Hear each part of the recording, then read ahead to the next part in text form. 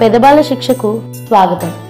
मुदाकरात्तमोदकं सदा विमुक्तिसाधकं कलाधरावतंसकं विलासिलोकरक्षकम् अनायकैकनायकं विनाशिते भदैत्यकं नतासुभासुनाशकं नमामि तं विनायकम् नदेतरादिभीकरं नवोदितार्कभास्वरं नमत्सुरारिनिच्चरं नताधिकापदुद्धरम् सुरेश्वरं निधीश्वरं गजेश्वरं गणेश्वरं महेश्वरं तमाश्रये परात्परं निरन्तरम् समस्तलोकशङ्करं निरस्तदैत्यकुञ्जरं दरेदरोदरं वरं वरे भवक्त्रमक्षरम् कृपाकरं क्षमाकरं मुदाकरं यशस्करं मनस्करं नमस्कृतां नमस्करोमि भास्वरम् अकिञ्चनार्तिमार्जनं चिरन्तनोक्तिभाजनं पुरारिपूर्वनन्दनं सुरारिगर्वचर्वणम् प्रपञ्चनासभीषणं धनञ्जयादिभूषणं कपोलदानवारणं भजे पुराणवारणम्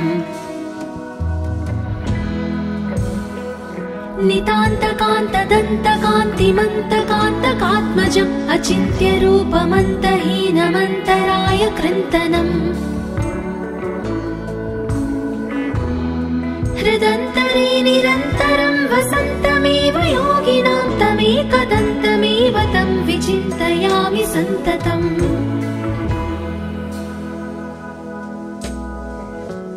महागणेश पञ्चरत्नमादरेण योऽन्वहं प्रजल्पति प्रभातके हृदि स्मरन् गणेश्वरम् अरोगतामदोषतां सुसाहितिं सुपुत्रतां समाहितायुरष्टभूतिमभ्युपैति सोच्चिरात् मुदाकरात्तमोदकं सदा विमुक्तिसाधकं कलाधरावतंसकं विलासिलोकरक्षकम् अनायकैकनायकं विनाशिते भदैत्यकं नतासुभासुनाशकं नमामि तं विनायकम्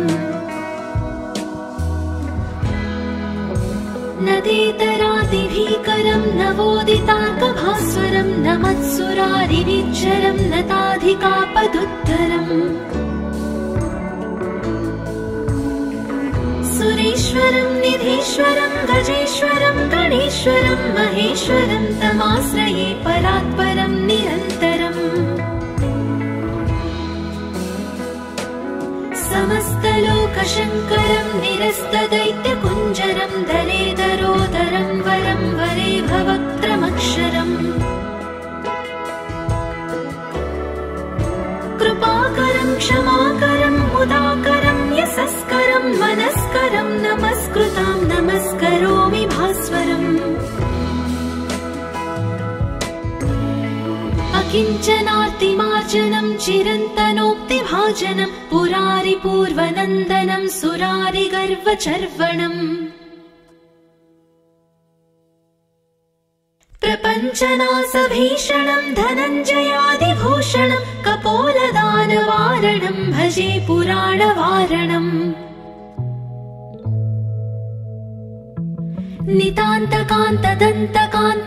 नितान्तकान्तदन्तकान्तिमन्तकान्तकात्मजम् अचिन्त्यरूपमन्तहीनमन्तराय कृन्तनम्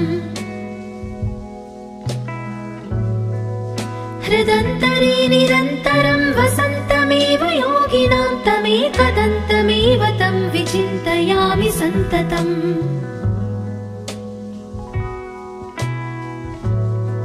महागणेश पञ्चरत्नमादरेण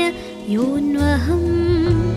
प्रजल्पति प्रभातके हृदि स्मरन् गणेश्वरम् अरोगताम रामदोषतां सुसाहितिं सुपुत्रताम् समाहितायुरष्टभूतिमभ्युपैति सोच्चिरात् मुदाकरात् मोदकं सदा विमुक्तिसाधकं कलाधरावतंसकं विलासिलोकरक्षकम् अनायकैकनायकं विनाशिते भदैत्यकं नतासुभासुनाशकं नमामि तं विनायकम् नदेतरातिभीकरं नवोदितार्कभास्वरं नमत्सुरारिनिच्चरं नताधिकापदुद्धरम् सुरेश्वरं निधीश्वरं गजेश्वरं गणेश्वरं महेश्वरं तमाश्रये परात्परं निरन्तरम् समस्तलोकशङ्करं निरस्तदैत्यकुञ्जरं दरेदरोदरं वरं वरे भवक्त्रमक्षरम् कृपाकरं क्षमाकरं मुदाकरं यशस्करं मनस्करं नमस्कृतां नमस्करोमि भास्वरम् अकिञ्चनार्तिमार्जनं चिरन्तनोक्तिभाजनं पुरारिपूर्वनन्दनं सुरारिगर्वचर्वणम् प्रपञ्चनाशभीषणं धनञ्जयादिभूषणं कपोलदानवारणं भजे पुराणवारणम् नितान्तकान्तदन्तकान्तिमन्तकान्तकात्मजम् अचिन्त्यरूपमन्तहीनमन्तराय कृन्तनम् हृदन्तरे निरन्तरं वसन्तमेव योगिनां तमेकदन्तमेव तं विचिन्तयामि सन्ततम्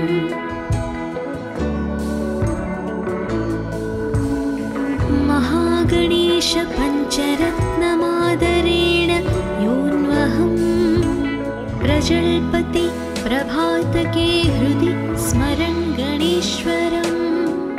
अरोगतामदोषतां सुसाहितिं सुपुत्रताम्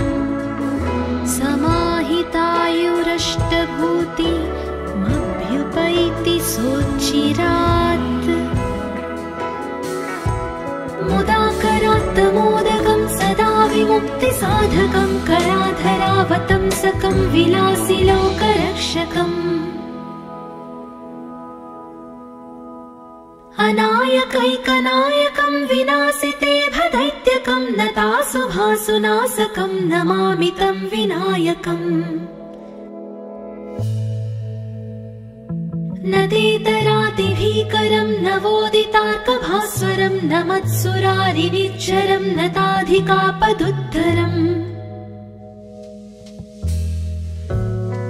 सुरेश्वरं निधीश्वरं गजेश्वरं गणेश्वरं महेश्वरं तमाश्रये परात्परं निरन्तरम् समस्तलोकशङ्करं निरस्तदैत्यकुञ्जरं दरेदरोदरं वरं वरे भवक्त्रमक्षरम् कृपाकरं क्षमाकरं मुदाकरं यशस्करं मनस्करं नमस्कृतां नमस्करोमि भास्वरम् अकिञ्चनार्तिमार्जनं चिरन्तनोक्तिभाजनं पुरारिपूर्वनन्दनं सुरारिगर्वचर्वणम् प्रपञ्चनाशभीषणं धनञ्जयादिभूषणं कपोलदानवारणं भजे पुराणवारणम्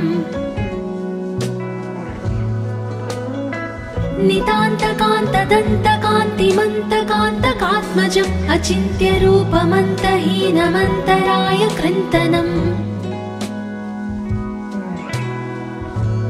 हृदन्तरे निरन्तरं वसन्तमेव योगिनां तमेकदन्तमेव तं विचिन्तयामि सन्ततम्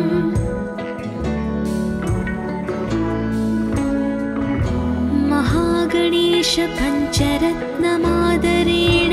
योऽन्वहम् प्रजल्पति प्रभातके हृदि स्मरन् गणेश्वरम् अरोगतामदोषतां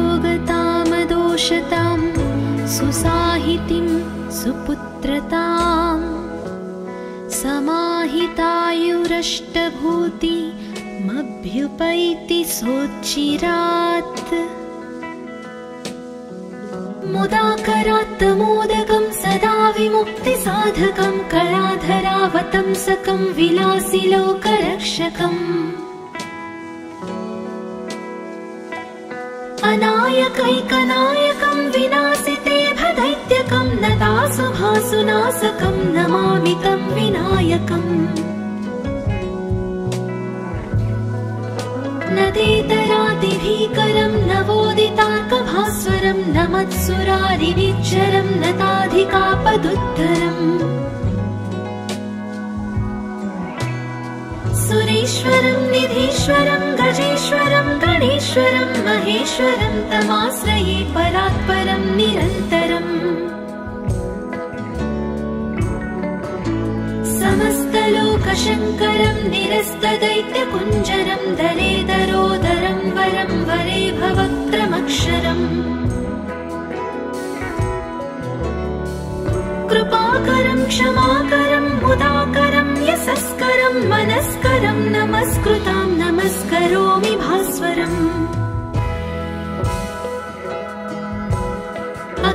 अकिञ्चनातिमार्जनं चिरन्तनोक्तिभाजनं पुरारिपूर्वनन्दनं सुरारिगर्वचर्वणम्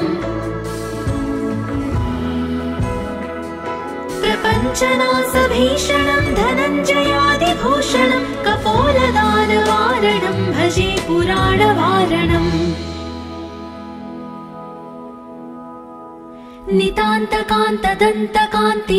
नितान्तकान्तदन्तकान्तिमन्तकान्तकात्मजम् अचिन्त्यरूपमन्तहीनमन्तराय कृन्तनम् हृदन्तरे निरन्तरं वसन्तमेव योगिनां तमेकदन्तमेव तं विचिन्तयामि सन्ततम्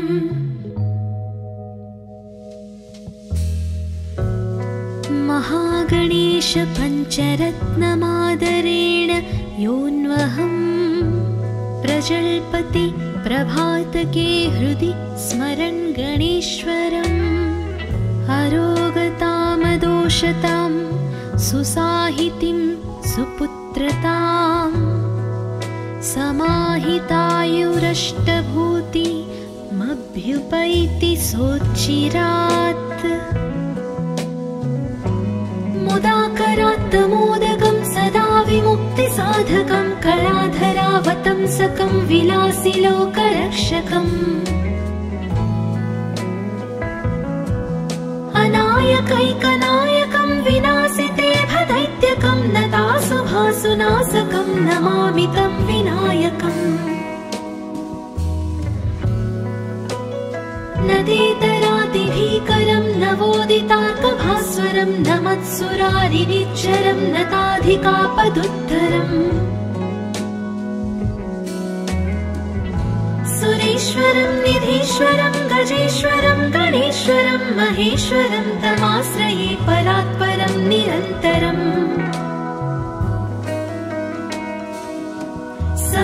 समस्तलोकशङ्करं निरस्तदैत्यकुञ्जरं दरेदरोदरं वरं वरे भवक्त्रमक्षरम् कृपाकरं क्षमाकरं मुदाकरं यशस्करं मनस्करं नमस्कृतां नमस्करोमि भास्वरम् अकिञ्चनार्तिमार्जनं चिरन्तनोक्तिभाजनं पुरारिपूर्वनन्दनं सुरारिगर्वचर्वणम् प्रपञ्चनासभीषणं धनञ्जयादिभूषणं कपोलदानवारणं भजे पुराणवारणम्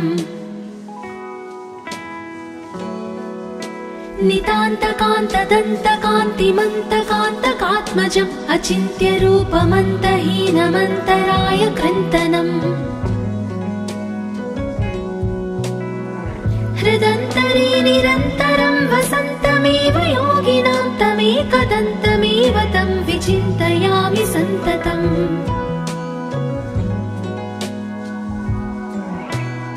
महागणेश पञ्चरत्नमादरेण योऽन्वहम्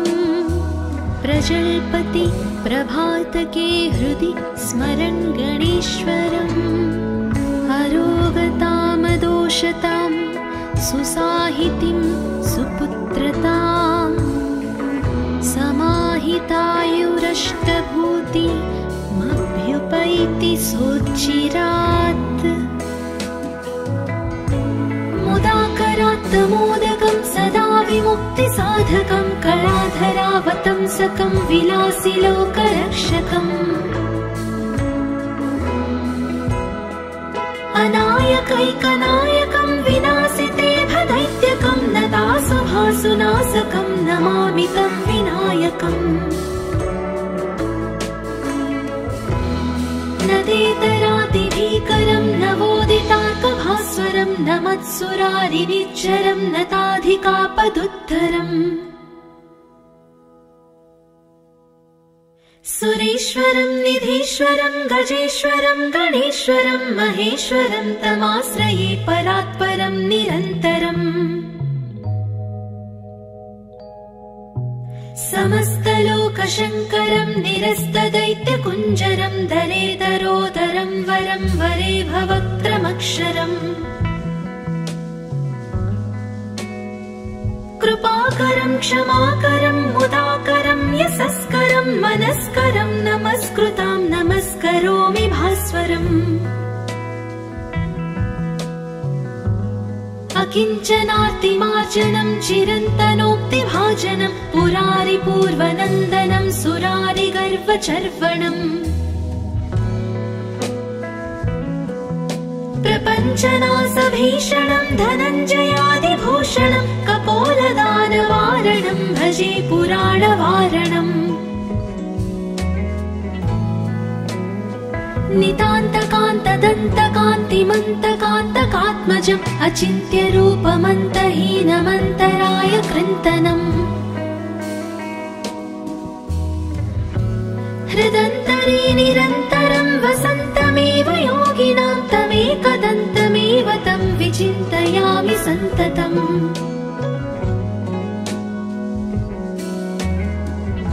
महागणेश पञ्चरत्नमादरेण योऽन्वहम् प्रजल्पति प्रभातके हृदि स्मरन् गणेश्वरम्। अरोगतामदोषतां सुसाहितिं सुपुत्रतां समाहितायुरष्टभूतिमभ्युपैति सोच्चिरात्। मुदाकरात्तमोदकं सदा विमुक्तिसाधकं कलाधरावतंसकं विलासिलोकरक्षकम्। अनायकैकनायकं विनाशिते भदैत्यकं नतासुभासुनाशकं नमामि तं विनायकम्। नदेतरातिभीकरं नवोदितार्कभास्वरं नमत्सुरारिनिच्चरं नताधिकापदुद्धरम्। सुरेश्वरं निधीश्वरं गजेश्वरं गणेश्वरं महेश्वरं तमाश्रये परात्परं निरन्तरम्। समस्तलोकशङ्करं निरस्तदैत्यकुञ्जरं दरेदरोदरं वरं वरे भवक्त्रमक्षरम्। कृपाकरं क्षमाकरं मुदाकरं यशस्करं मनस्करं नमस्कृतां नमस्करोमि भास्वरम्। अकिञ्चनार्तिमार्जनं चिरन्तनोक्तिभाजनं पुरारिपूर्वनन्दनं सुरारिगर्वचर्वणम्। प्रपञ्चनाशभीषणं धनञ्जयादिभूषणं कपोलदानवारणं भजे पुराणवारणम्। नितान्तकान्तदन्तकान्तिमन्तकान्तकात्मजम् अचिन्त्यरूपमन्तहीनमन्तराय कृन्तनम् हृदन्तरे निरन्तरं वसन्तमेव योगिनां तमेकदन्तमेव तं विचिन्तयामि सन्ततम्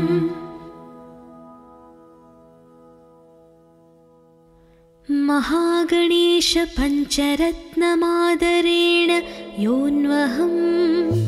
प्रजल्पति प्रभातके हृदि स्मरन् गणेश्वरम् अरोगतामदोषतां सुसाहितिं सुपुत्रताम् समाहितायुरष्टभूतिमभ्युपैति सोच्चिरात् मुदाकरात्तमोदकं सदा विमुक्तिसाधकं कलाधरावतंसकं विलासिलोकरक्षकम् अनायकैकनायकं विनाशिते भदैत्यकं नतासुभासुनाशकं नमामि तं विनायकम् नदेतरातिभीकरं नवोदितार्कभास्वरं नमत्सुरारिनिच्चरं नताधिकापदुद्धरम् सुरेश्वरं निधीश्वरं गजेश्वरं गणेश्वरं महेश्वरं तमाश्रये परात्परं निरन्तरम् समस्तलोकशङ्करं निरस्तदैत्यकुञ्जरं दरेदरोदरं वरं वरे भवक्त्रमक्षरम् कृपाकरं क्षमाकरं मुदाकरं यशस्करं मनस्करं नमस्कृतां नमस्करोमि भास्वरम् अकिञ्चनार्तिमार्जनं चिरन्तनोक्तिभाजनं पुरारिपूर्वनन्दनं सुरारिगर्वचर्वणम् प्रपञ्चनाशभीषणं धनञ्जयादिभूषणं कपोलदानवारणं भजे पुराणवारणम्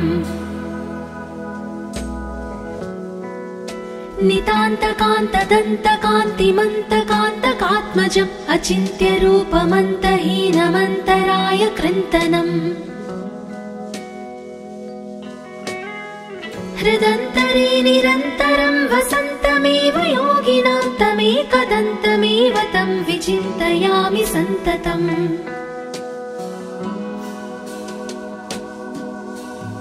महागणेश पञ्चरत्नमादरेण योऽन्वहम् प्रजल्पति प्रभातके हृदि स्मरन् गणेश्वरम् अरोगतामदोषतां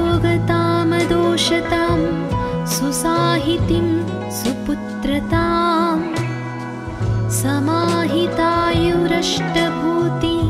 समाहितायुरष्टभूतिमभ्युपैति सोच्चिरात् मुदाकरात्तमोदकं सदा विमुक्तिसाधकं कलाधरावतंसकं विलासिलोकरक्षकम्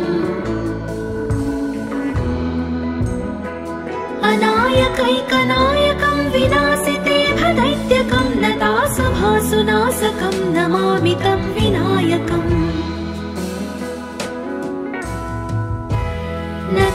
नदेतरातिभीकरं नवोदितार्कभास्वरं नमत्सुरारिनिच्चरं नताधिकापदुद्धरम्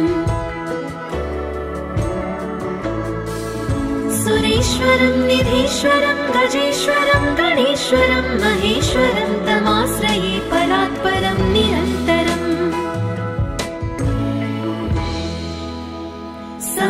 समस्तलोकशङ्करं निरस्तदैत्यकुञ्जरं दरेदरोदरं वरं वरे भवक्त्रमक्षरम् कृपाकरं क्षमाकरं मुदाकरं यशस्करं मनस्करं नमस्कृतां नमस्करोमि भास्वरम् अकिञ्चनार्तिमार्जनं चिरन्तनोक्तिभाजनं पुरारिपूर्वनन्दनं सुरारिगर्वचर्वणम् प्रपञ्चनासभीषणं धनञ्जयादिभूषणं कपोलदानवारणं भजे पुराणवारणम्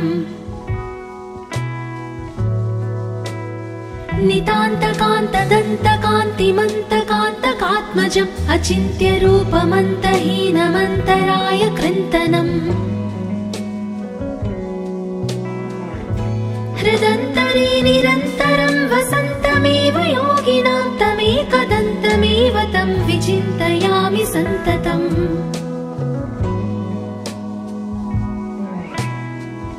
महागणेश पञ्चरत्नमादरेण योऽन्वहं प्रजल्पति प्रभातके हृदि स्मरन् गणेश्वरम् अरोगतामदोषतां सुसाहितिं सुपुत्रतां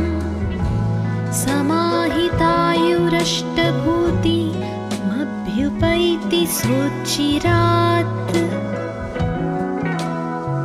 मुदाकरात्तमोदकं सदा विमुक्तिसाधकं कलाधरावतंसकं विलासिलोकरक्षकम्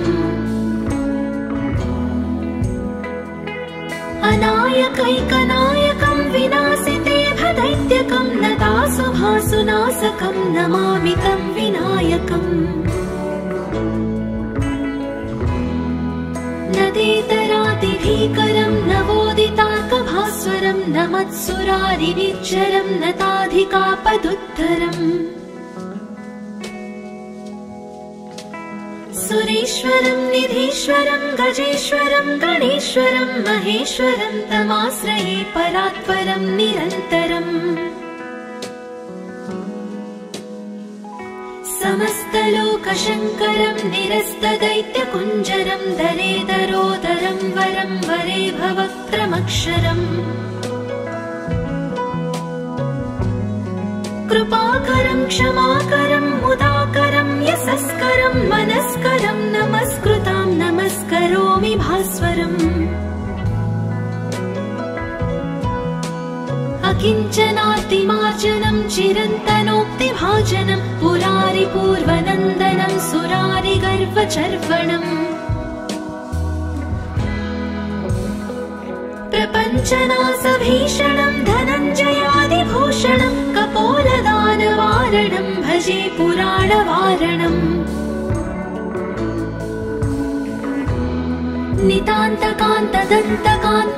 नितान्तकान्तदन्तकान्तिमन्तकान्तकात्मजम् अचिन्त्यरूपमन्तहीनमन्तराय कृन्तनम् हृदन्तरे निरन्तरं वसन्तमेव योगिनां तमेकदन्तमेव तं विचिन्तयामि सन्ततम्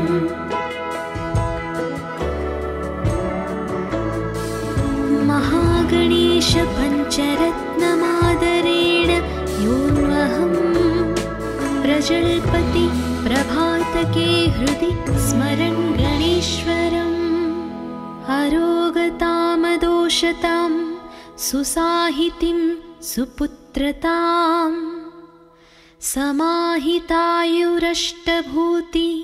समाहितायुरष्टभूतिमभ्युपैति सोच्चिरात् मुदाकरात्तमोदकं सदा विमुक्तिसाधकं कलाधरावतंसकं विलासिलोकरक्षकम् अनायकैकनायकं विनाशिते भदैत्यकं नतासुभासुनाशकं नमामि तं विनायकम् नदेतरातिभीकरं नवोदितार्कभास्वरं नमत्सुरारिनिच्चरं नताधिकापदुद्धरम् सुरेश्वरं निधीश्वरं गजेश्वरं गणेश्वरं महेश्वरं तमाश्रये परात्परं निरन्तरम् समस्तलोकशङ्करं निरस्तदैत्यकुञ्जरं दरेदरोदरं वरं वरे भवक्त्रमक्षरम् कृपाकरं क्षमाकरं मुदाकरं यशस्करं मनस्करं नमस्कृतां नमस्करोमि भास्वरम् प्रपञ्चनार्तिमार्जनं चिरन्तनोक्तिभाजनं पुरारिपूर्वनन्दनं सुरारिगर्वचर्वणम् प्रपञ्चनासभीषणं धनञ्जयादिभूषणं कपोलदानवारणं भजे पुराणवारणम्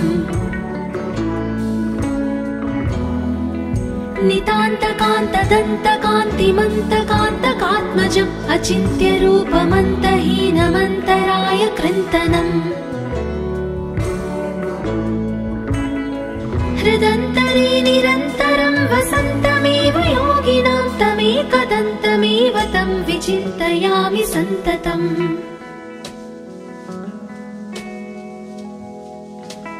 महागणेश पञ्चरत्नमादरेण योऽन्वहं प्रजल्पति प्रभातके हृदि स्मरन् गणेश्वरम् अरोगतामदोषतां सुसाहितिं सुपुत्रतां समाहितायुरष्टभूतिमभ्युपैति सोच्चिरात्